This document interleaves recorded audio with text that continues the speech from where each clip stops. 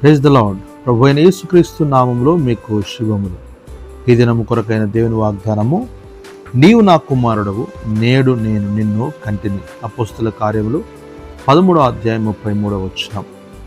దేవుని వాక్యములో ఆదాము దేవునికి కుమారుడు అని వ్రాయబడినను అతడు దేవుని ఆజ్ఞలను అతిక్రమించెను.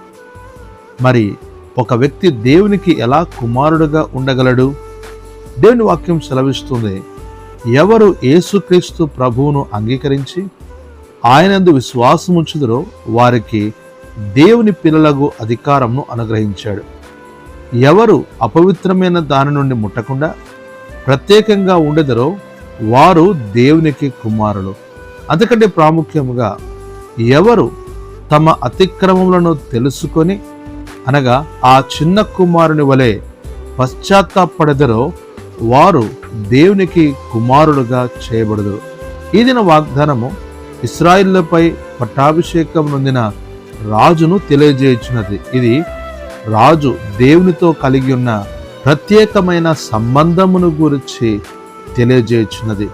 నూతన నిబంధనలో రాయబడిన ఈ మాట ప్రభు అయిన యేసుక్రీస్తుని గురించి మనకు తెలియజేయుచున్నది. యేసుక్రీస్తు ప్రభు యొక్క మొదటి రాకడను గురించి ప్రవక్తల ద్వారా ప్రవచించబడిన ఆ దినము నుండి యేసుక్రీస్తు ప్రభు ఈ లోకములో జన్మించి ఆయన శిలువ మరణం పొందు వరకు తండ్రికి విధేయుడై ఉండెను. అట్లు ఆయన పునరుత్థానుడై తిరిగి లేచుట ద్వారా దేవుని కుమారుడని ప్రభావముతో నిరూపించబడెను.